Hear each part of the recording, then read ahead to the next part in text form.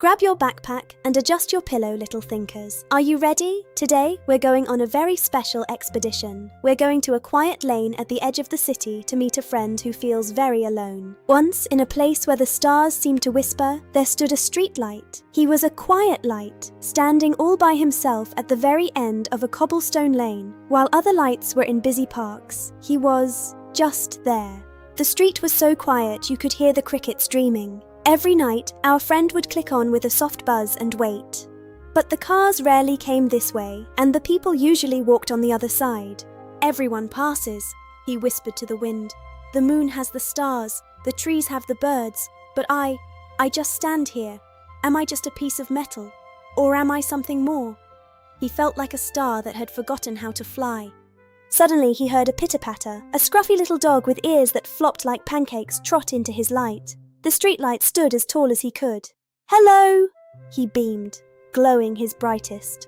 "What secrets?" asked the streetlight. "A sparrow built her nest right here," said the tree, "because your light keeps her eggs warm. You are a heater for a family you didn't even know you had. You are a protector." "Oh, stop feeling sorry for yourself," creaked a voice. It was the old bench. He was made of wood and iron, and he had seen 20 years of stories. "I've been here longer than you, and I'm quite happy." "How?" asked the streetlight. "People sit on me, they eat lunch, they cry, they laugh. Then they leave," said the bench. "But I was there for their tired feet. I held them when they were weary. That is enough for me." "And you?" the bench continued. "Without your light, they wouldn't even see me to sit down. You are my partner. Together, we make this corner a home for everyone." The streetlight felt a tiny spark of warmth inside. Just then, a loud clang echoed through the lane. "Humph, another whining lamp," grunted the grumpy trash can. He had a crooked lid and a very rough voice. "Look at me, I hold garbage all day long." "Why aren't you sad?" asked the streetlight. "Because inside all this mess, I hold treasures," said the trash can. "Last week, a boy threw away a broken toy, but first he kissed it goodbye. I held that kiss. I hold memories." High above, the wise tree rustled her leaves like a silk dress.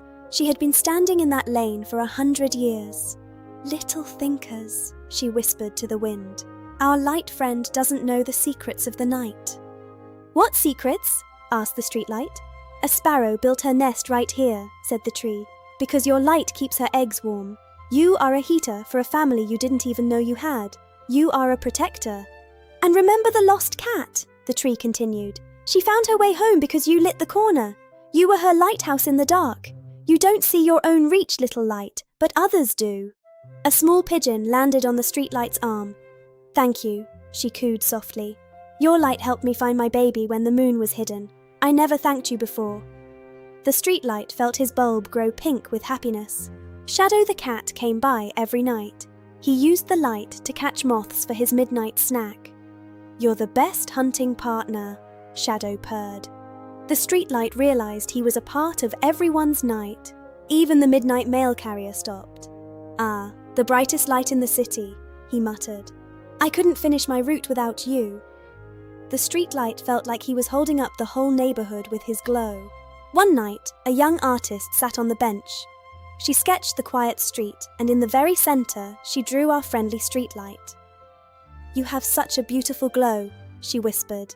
He felt like a real movie star. But then, the air changed. The stars hid behind thick, angry clouds. The wind began to growl, and the street grew very cold. A big storm was coming, little thinkers. A very, very big storm. "I'm scared," the streetlight cried as the first lightning flashed. "What if the wind breaks me? What if I go out?" He felt his wires humming with fear. He didn't want to leave his friends in the dark. The storm hit with a roar. Rain lashed against the glass, and the wind tried to blow him over. "I can't hold on," he shouted over the thunder, but through the noise he heard his friends cheering. "Yes, you can," creaked the bench. "We need you," rattled the trash can. "Remember the sparrow," rustled the tree. They were all cheering. He wasn't alone. He was part of a team. The streetlight took a deep, electric breath. He wouldn't go dark. Not tonight. He pushed his light out through the rain, turning the grey street into a golden palace. He was stronger than he ever knew. Slowly, the storm grew tired and moved away. The moon came out to see what had happened. The street was wet and shiny, like it was covered in diamonds, and there stood our hero, still glowing. "You did it!" cheered the bench. "You survived the storm!" The streetlight felt proud. He wasn't just a helper anymore, he was a survivor, but his biggest job was just about to begin. Out of the shadows came a little girl named Lila. She had lost her way in the storm and couldn't find her house. "Mama, Papa," she sobbed. She was so cold and so very, very scared. The streetlight watched her. His heart ached. "I have to help her," he thought. "But I can't walk. I can't talk. What can a streetlight do?" Then his wires began to tingle with a brilliant idea. He used his light. He made it soft and warm, like a golden blanket. Lila looked up through her tears. "This light, it feels nice," she whispered. She stopped crying and sat down on the bench. "I need to send a signal," the light thought. He began to blink, long, short, long, like a heartbeat in the dark. "Are you talking to me?" Lila asked, waving her hand. He blinked back. He was talking to her. 2 blocks away, her parents saw the strange signal. "Look, that light at the end of the lane," Papa cried. They ran as fast as they could and found Lila under the warm glow. "This light brought us here," they said. The next night, Lila came back. She taped a small note to the pole. "You are my star," it said. The streetlight finally understood. He didn't need everyone to see him. He just needed to be there for the ones who did. The old man returned too. "Best reading light in the world," he said with a wink. The streetlight stood tall. He was a friend, a heater, a hero, and a lighthouse. He wasn't lonely anymore. Shadow purred, the sparrow chirped, and the lane was full of life. Our friend was the heart of it all. He realized that even a small light can guide a whole life. He was exactly where he needed to be.